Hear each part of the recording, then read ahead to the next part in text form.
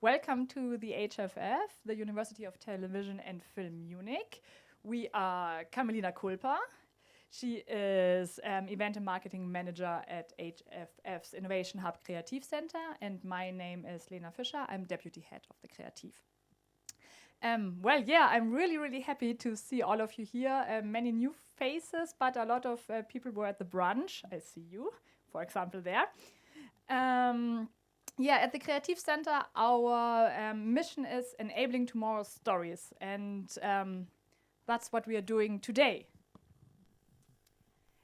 Earlier today, we started with this, actually. All of you who were there knew that in Pierre's keynote and the discussion that followed, we looked at what truly defines a strong IP, the creative power of cross-media concept, the potential of story worlds, and how transmedia design can open space for meaningful vision rather than becoming a hollow franchise. And this is actually what today and this session is all about. So, as story IPs move across formats more than ever, like books, games, series, films, audio, immersive experiences, the question of world-building coherence is increasingly central. This session will explore what it means for a fictional world to maintain its identity as it's retold, expanded, and reimagined for various new audiences. But why does this topic matter now? Well, global IP systems. Modern franchises rarely live in one medium. They grow into cross-media worlds with interconnected audiences. That means rising production pipelines. Studios and publishers seek IPs that can sustain long-term storytelling across platforms. That leads us to audience expectations.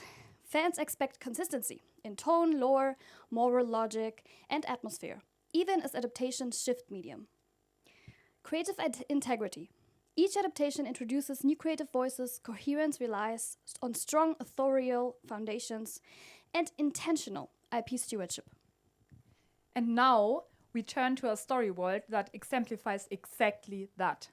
A universe shaped by a clear creative voice, a distinctive atmosphere, and a resonance that has grown across media. I'm very pleased that we can explore this world today with author and journalist Dmitry Glukhovsky and Melita Halilovic, marketing expert.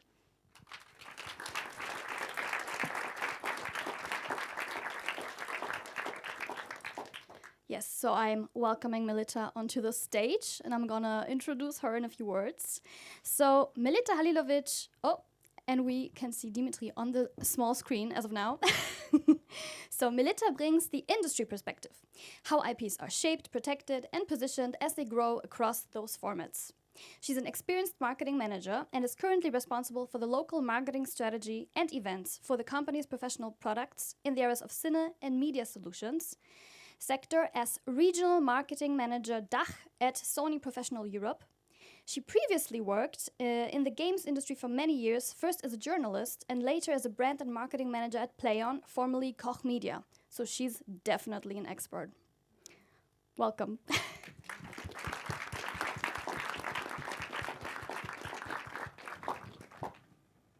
And welcome, Dmitry. We're really happy to have you here via Zoom.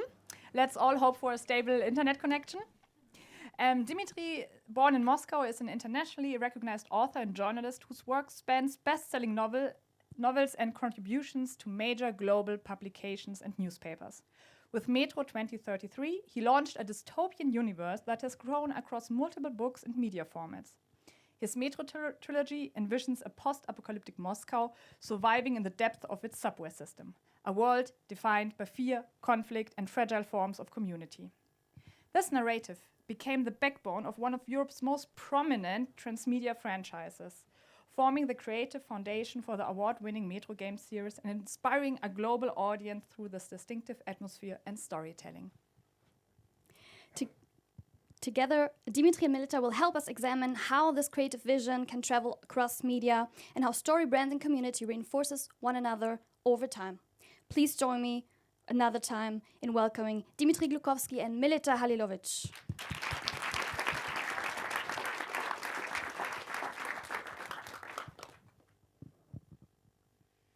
All right. Hello, everyone. Super excited to see so many of you here. A bit weird to be sitting here above you. It's a bit strange, but that's fine. As Lina and Carmelina said, we want to kind of dive into how a story universe can become a global phenomenon across literature, across games, across film. And we want to talk about how a strong creative vision can transcend media and inspire global communities. And Metro is a prime example of this and a perfect example to talk about this. Before we jump into it, Dmitry, I kind of want to get a feeling of the room. I'm sure all of you have experienced the Metro universe, but I'm kind of wondering how many of you have experienced it first through the books, maybe, and who has experienced it first through the games. So I'm just going to ask a question. Who's maybe read the books? Okay. And who's played the games? Equal amount. Interesting. Okay. So it's almost, so I don't know if you've seen the room, Dmitry, but it's kind of equal. Yeah. Perfect. So is that something that you've experienced when you meet people that have been in touch with your universe? Has it been usually more towards the games or more the books, or equal split? Well, the video games have a much bigger coverage, of course. I think that's the overall, let's say, number of copies delivered or sold of the video games stand about 70 million or so. And then that's probably 10 times, 7 times more than the numbers of books that have been published so far worldwide. So there's a significant difference, probably 10 times difference. Wow. Yeah, that's impressive. All right, so let's start at the beginning, maybe. So a lot of people have been in touch with the Metro universe, but when you started when you created Metro 2033, did you approach it as something that you thought would be a universe, or did you approach it as more of this is a story I want to write and share? Well, I started just with an idea of the story. And all I cared about was just to write this story, right, and then deliver it to a reader. And it was a long time before I had any chances or hopes of getting actually published. So I just started writing this story, and then when it was about halfway through, but I thought it's like the first finale was already written, I tried to get it published by conventional publishers. I didn't manage to, so I published it online for free for everyone to read. That was back in 2002, like 23 years ago. I guess it was more or less simultaneously with the Canadian author Cory Doctorow, who also was self-publishing online for free, but I was suggested that I'm inventing something of my own. So, and many times that you're inventing something, it's a bicycle. So, and then the book got discovered when it was published online for free. It got discovered by one of the developers of the future Metro video game, who actually was like enthusiast of the post-apocalyptic genre, and he was looking for some new material to turn into video gaming. So he came to me and suggested that should become that. So it was like a snowball, basically becoming bigger and bigger and bigger.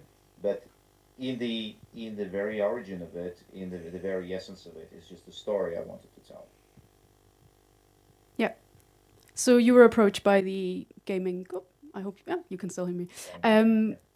So you were approached by the gaming company to make this happen. At that point, I heard somewhere that you were a gamer, a bit of a gamer at least. Was that something that was interesting to you? And did you look into like how that would work for you? How would you approach the game from your perspective, or were you happy to sort of have them do it and you'll be supporting?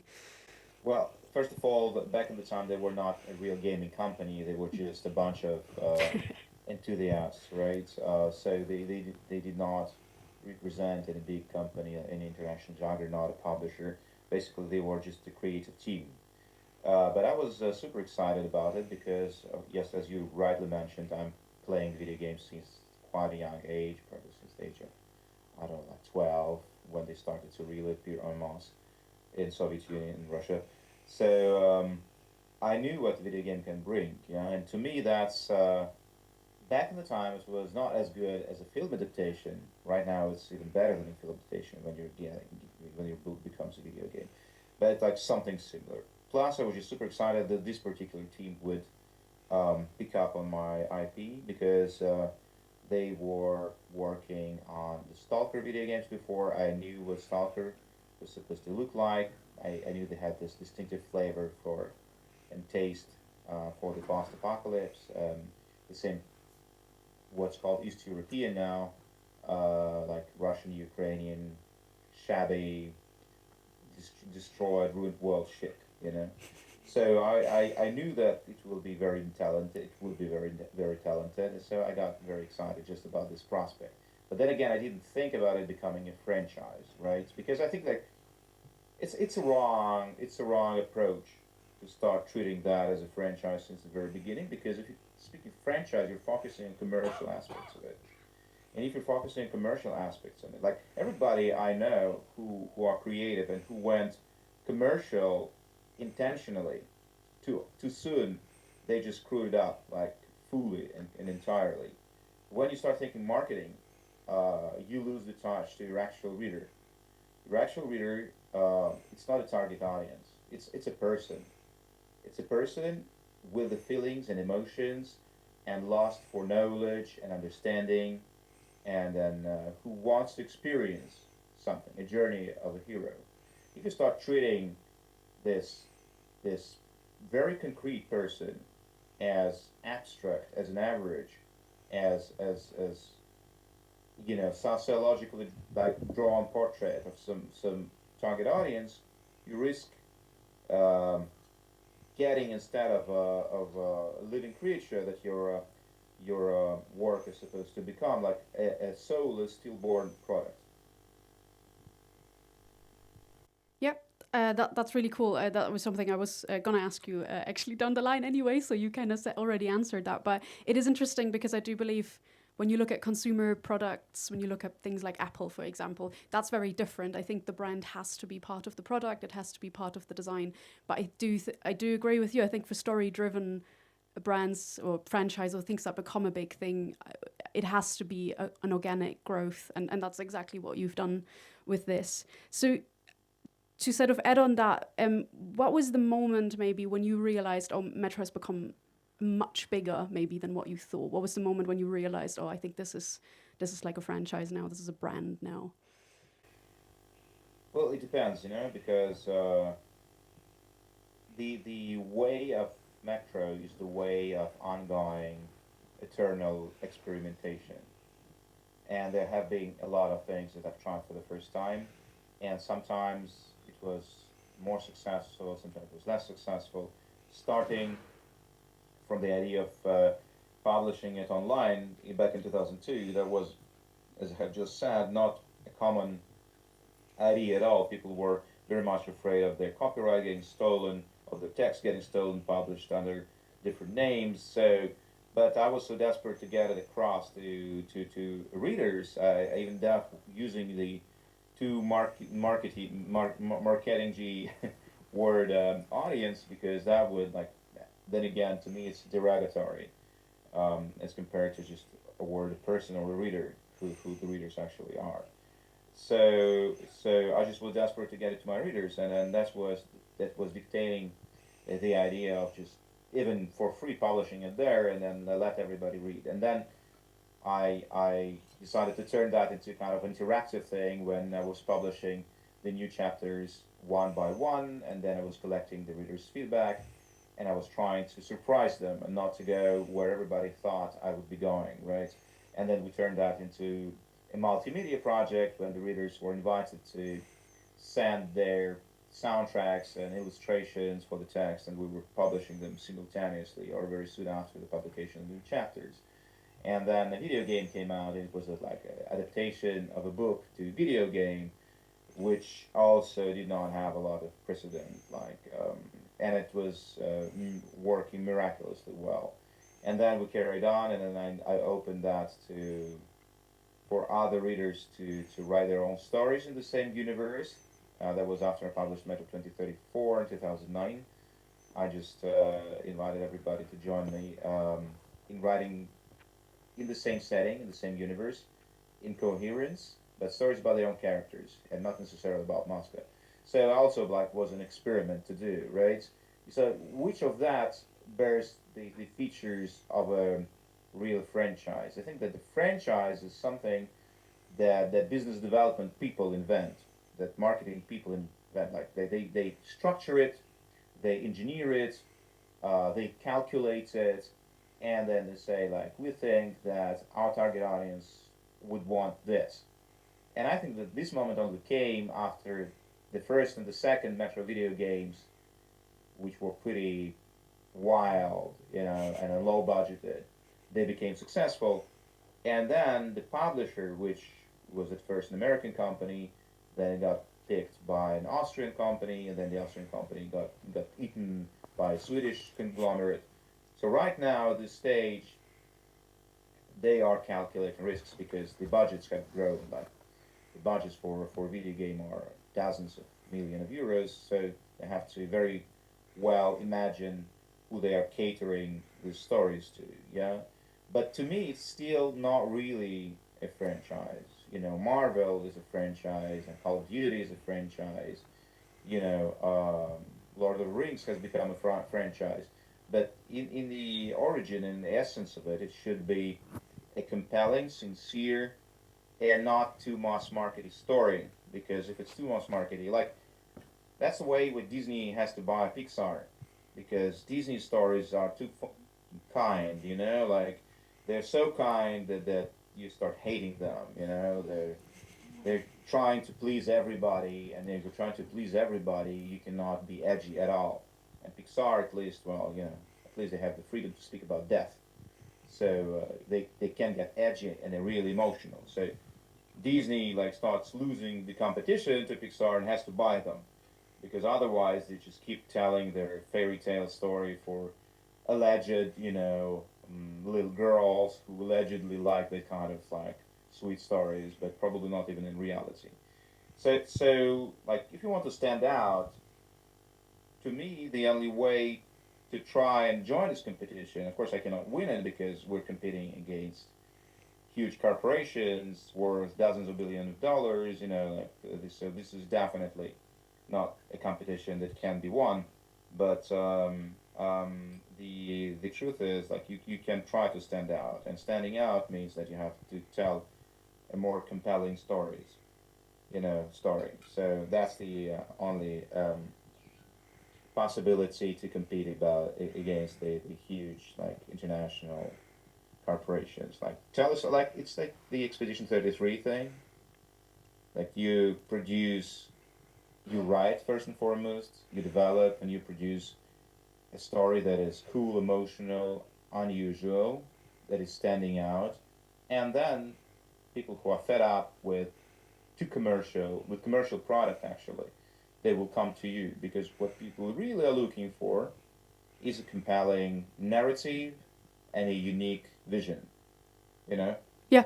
And you can't afford. That doesn't mean that people working for big companies cannot create this. They're just afraid of taking the risk because the responsibility is too high, because the budgets are too high, because the marketing is too pricey, because whatever, So it's because everybody's earning on that, and then they have to show their results quarterly on NASDAQ and whatever, right? When you're a smaller studio, you can go much edgier. When you're a known author, you can go uncompromised, because this is how you actually, first of all, express yourself, and then how you can get people's attention.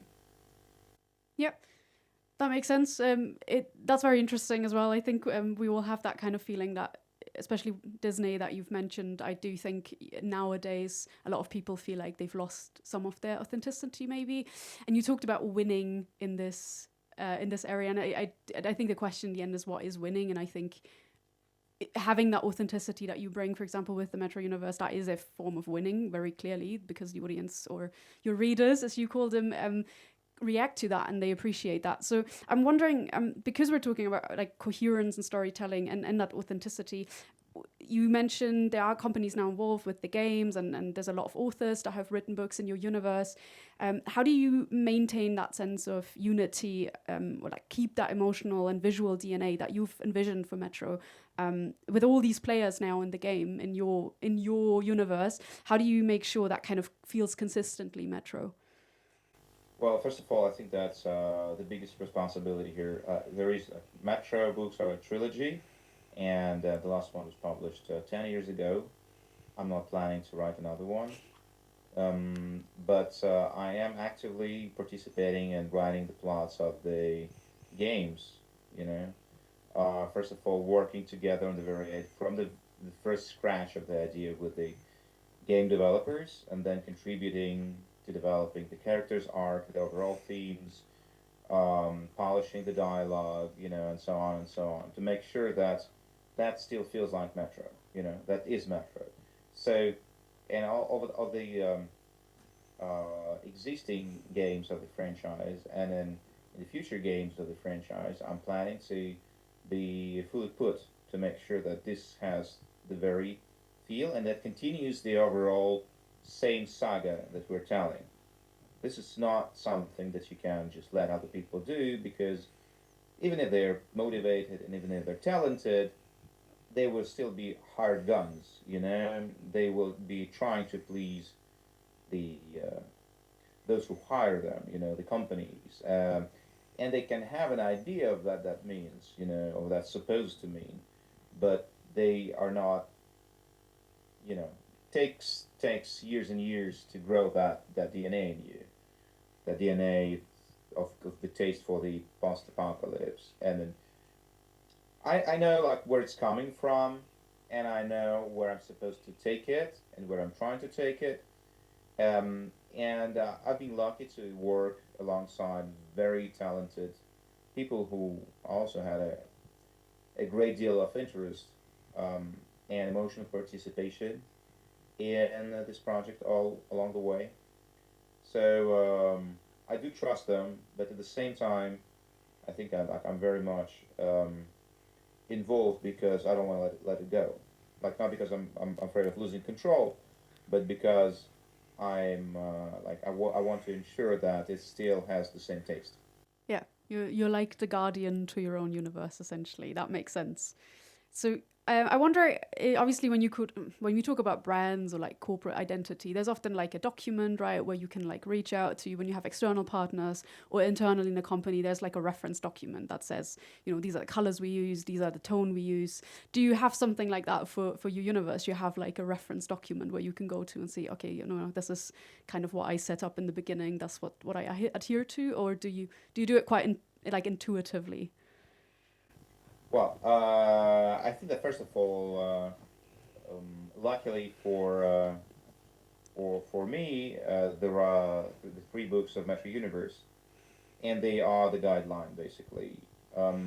Spiritual, and then the character, and then the mood guideline, and basically whoever wants to contribute to this project, to this universe, to this franchise, as it's now, they can read the book and get the idea and the feeling and the touch of it, right? So they can get inspired, and then it's way easier. But then what I do a lot is actually talking to people. So I'm in constant touch with the game developers, and as much as I can, I'm going to visit the studio and be in verbal and visual and personal, physical and emotional touch with them.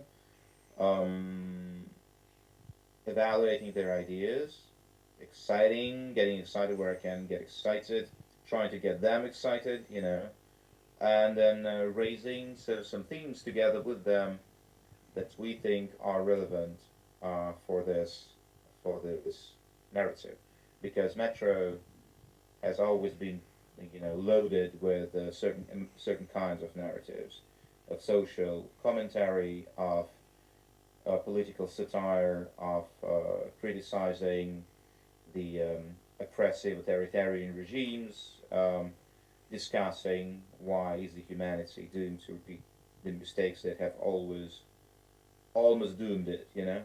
So all of that is well. I remember the times when it was considered something irrelevant and something that you're not supposed to do. Then we went through the times when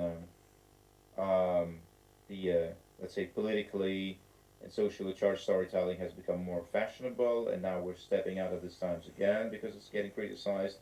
But I do not care that much. I think that's a story has to be not just a story of people, but sort of about something. It has to have a theme.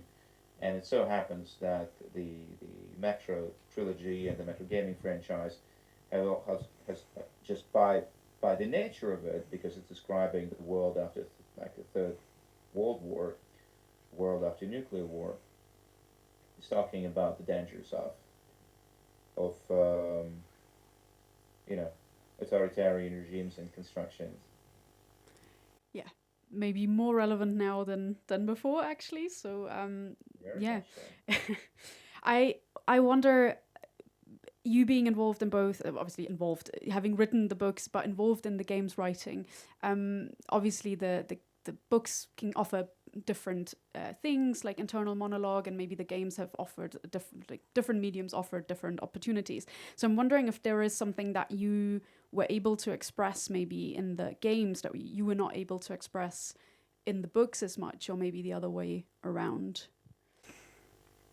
Well, I think that overall the game allows for a faster and a deeper immersion.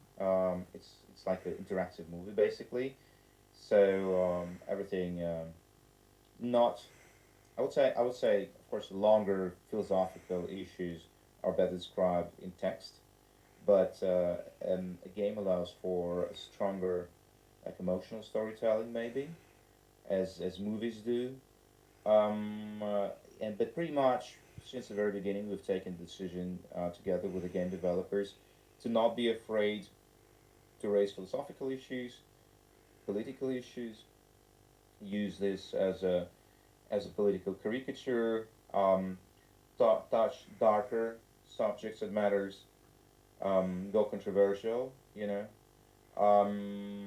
And then I think that's since the very beginning the idea was like our chance, considering the very low budgets we started with, our chance to stand out was the narrative, and we decided to turn the Metro video games into these lyrical, philosophical, political shooters. Um, and it's like I remember like it was like so smashed by some of the, especially American critics in the beginning, who didn't see any relevance between let's say supernatural and political storytelling. But somehow it worked out. So right now, people just I think that accept it, and some even like it. Um, Mainly, I think all the subjects that can be touched in a book, because the games are long enough right now, and then the one of the features of Metro games is that you can just run through it with a gun, but then you don't understand anything. If you play it as a typical shooter, you lose because it's about exactly non-shooting. Yeah. But if you explore the world behind it, and if you talk to all the characters, and you discover their life stories and their positions, their ideas, you know, you learn from them, then you have better chances of actually getting the good ending. Um, and this in-depth exploration of the game world actually allows for pretty much the same level of depth of storytelling and discussing of the important issues and themes as literature. Mm-hmm. So I will let you see if you want to answer, but I'm wondering, because I think a lot of people do kind of have that parallel between you and maybe Andrei Sapkowski and the Witcher series, and him obviously being quite vocal about his dislike of the games. You had a very different approach to this. I'm wondering what what kind of your feeling is on the Witcher universe, and what you think maybe. Yeah, I don't know. What's your feeling on the Witcher kind of universe? Witcher. First of all, this TV series is shot by people who have become my friends. So I do want to feel sympathy for them. I uh, I didn't like the books. I read a couple of them. I think that there are better books deserving to be adapted. The franchise has grown very much over the years, and then the series has become better and better and better. Um, yeah, not every book is the Game of Thrones, unfortunately, or Yeah, or the Lord of the Rings. Some fantasy books are not as deep and not as dramatic and not as controversial, not as clever. But I Yeah.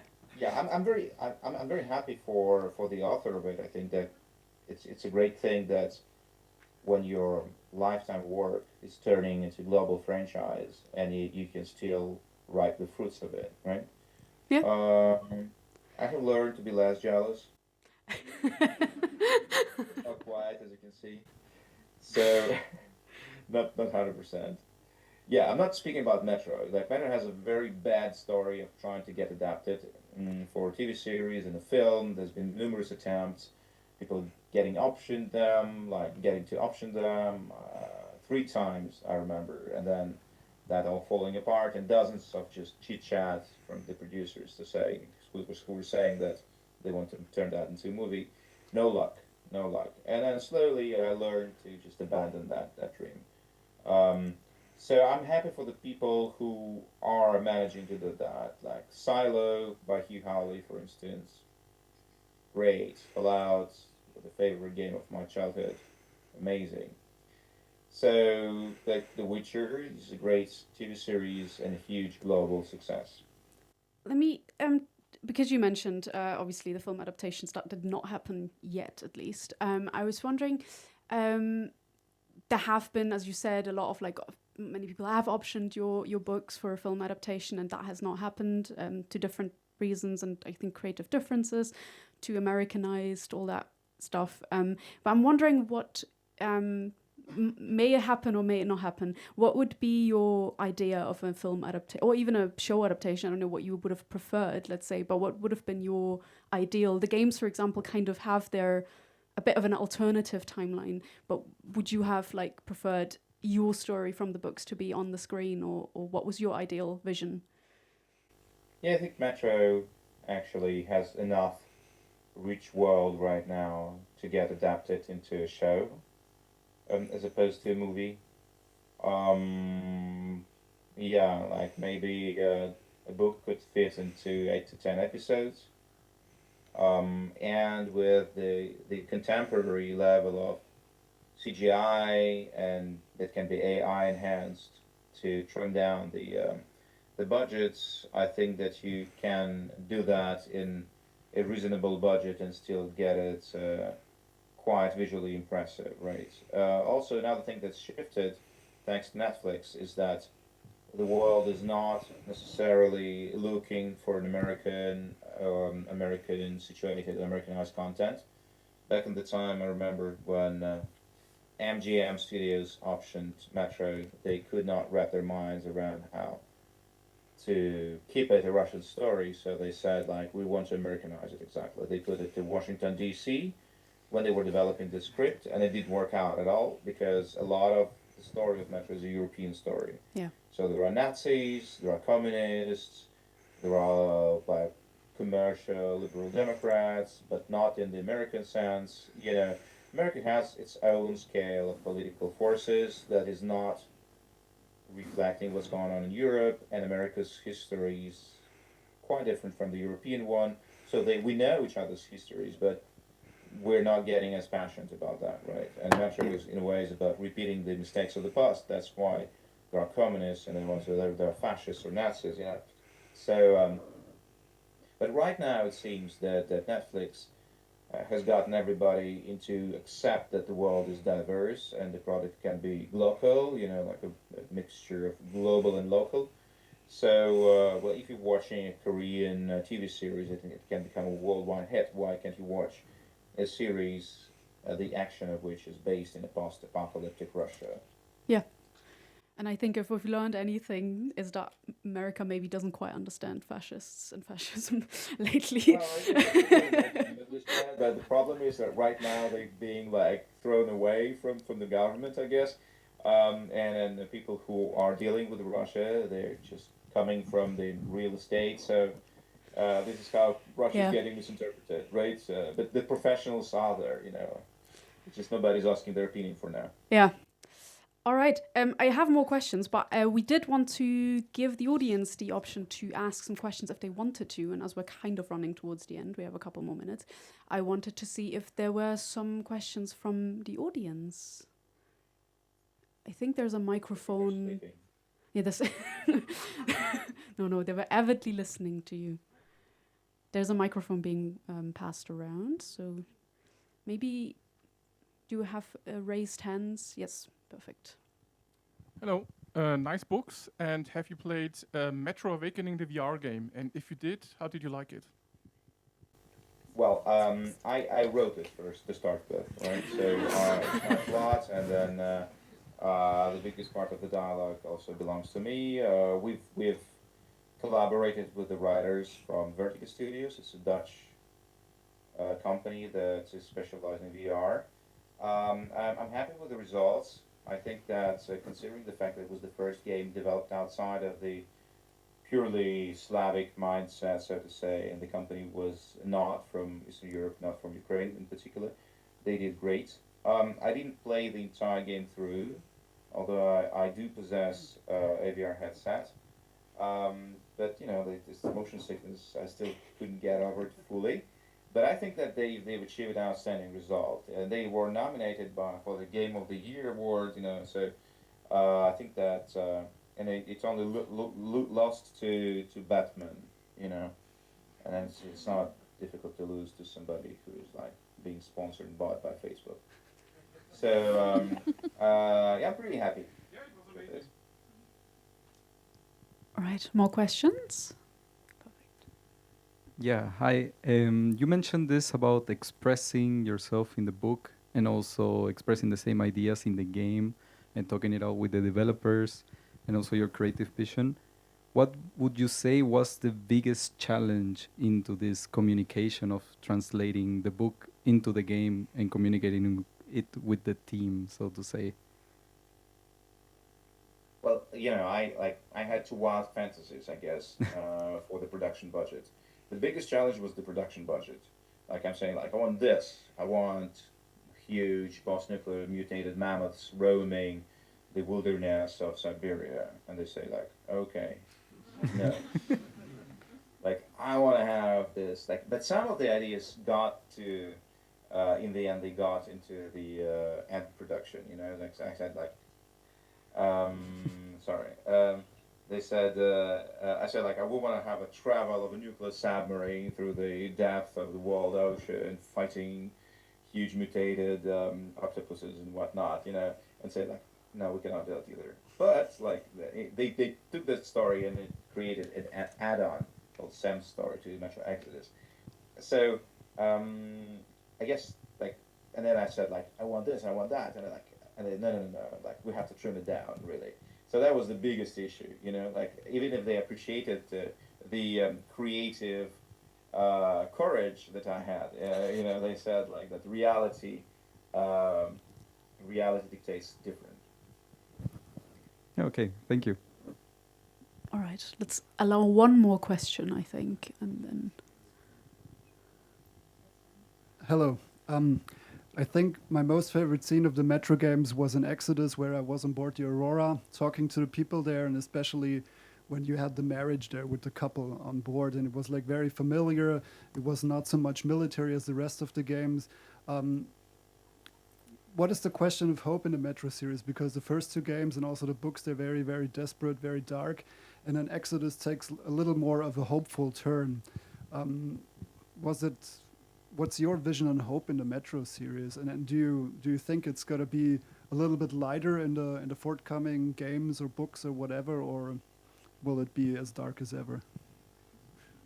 Well, you know, I think that ultimately, in the very end of it, like when this entire series is accomplished and done, in this case, there should be hope in the end of it. But as we know, before the sunset is the darkest, the night is the darkest. So it's not, before the sunrise, I wanted to say. And so it's we're still quite far from the sunrise in our reality, unfortunately, and in the Metro series. And then my purpose is not to comfort or entertain, actually. What I'm trying to achieve together with the creative geniuses that are behind the games is raise important subjects and try to invite the gamers, the players, as much as the readers, to discussion of how does the world evolve, where it's going to, and then whether there are things that have to be fixed, right? And at the same time as the state propaganda or the mass culture sometimes are lulling them or trying to disorient them, the mission that I imagine that we have is to raise important subjects, not necessarily linked to the current either left-wing or far-wing agenda, just staying away from these overhyped themes and stay central to the essential issues of humanism, of personal and political liberties, of rights and dignity, such things that are blurred or are becoming less obvious because of different, right or left wing social campaigning that is distracting us from the most important certain things that have actually the values of enlightenment, if you like, that have allowed us right now to be relatively civilized as opposed to the medieval times, right? And it's very important not to lose this. It's very important not to give up on this. And this is what's the main narrative of both games and books is centered on. Thank you. I think this is a... For one last question. Yeah? Yes. Okay. Okay, hi. I was curious if you were inspired by some other writers to write the Metro, like, for example, the brothers Strugatsky, Yeah. exactly, because they were like huge on the Soviet writing scene, and Yeah, absolutely. I thought maybe you were also like hugely inspired. Very much so, of course, yes. As a typical Soviet kid, like when the Soviet Union collapsed, I was 12, and I was an active reader since the age of 5, 6. Definitely Strugatsky's, because they mixed this like formal entertainment and interesting plots with raising important social, philosophical issues where you understood very well that the plot is actually a shell in which they are talking to you about some very important and very relevant social, political, and cultural issues. And I took that as an example to follow, So I would say that Metro 2033 and 35, they are actually very much in line with what I've learned from the Strugatsky brothers and what I got inspired with. But they're not the only one, of course. Like, it's just that the Soviet sci-fi was never content with just entertaining people. Every other sphere of literature was heavily censored, and the Soviet sci-fi, because it like pretended it's a fairy tale, it had more liberties to speak about some relevant, important issues that would not get through the censorship.